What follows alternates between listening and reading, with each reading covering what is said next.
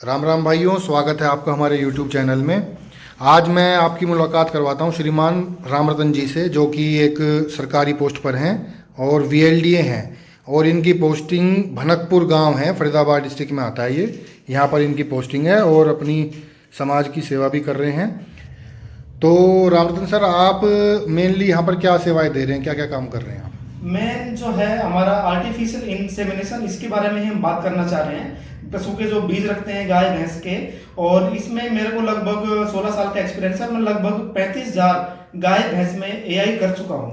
35,000 AI artificial insemination, जो गाय भैंस के बीज रखते हैं, 35,000 गायों को लगभग AI कर चुके हैं, गाय भैंसों में दोनों। तो आपका तो बहुत लंबा चौड़ा अनुभव है। तो सर, आपसे फिर मैं एक सवाल करना चाहूँगा कि हमारे जो पशुपालक भाई हैं उनको एक बहुत समस्या देखने में आ रही है। यह पशु के ग्यावन न ठहरने की जो दिक्कत है, इससे बहुत उलझना पड़ रहा है। साथ में कई बार पशु मालिक जो है परेशान हो जाते हैं, उन्हें यही नहीं पता कि AI करवाने का सही समय कौन सा है। तो इसके बारे में अगर आप थोड़ी जानकारी देना चाहें।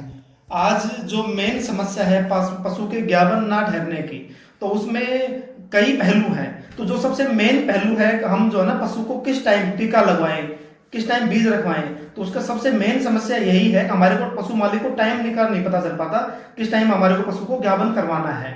पशु को जब हीट में आता है, पशु पतली जेरे डालेगा, बालवा डालेगा, और साथ में कई पशु बोलते हैं, कई पशु आजकल नहीं बोलते हैं। लगभग जो इसमें मेन समस्या है पशु के ना बोलने की है।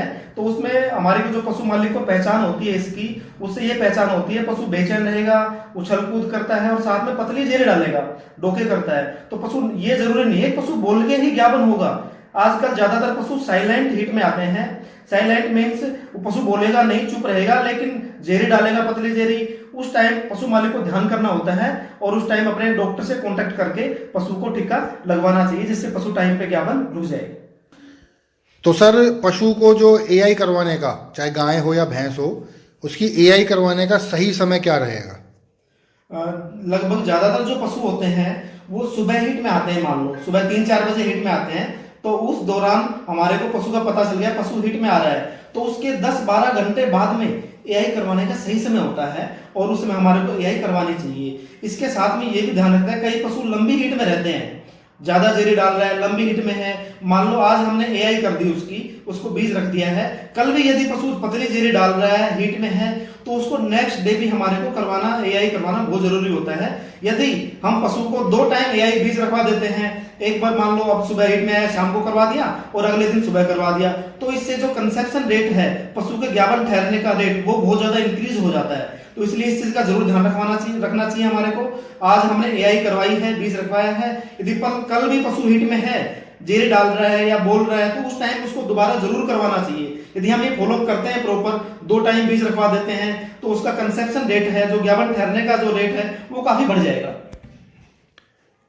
तो सर, आपका बहुत बहुत धन्यवाद। आपने पशु मालिकों की एक बहुत बड़ी समस्या का आपने अच्छा समाधान और रास्ता उन्हें बताया है।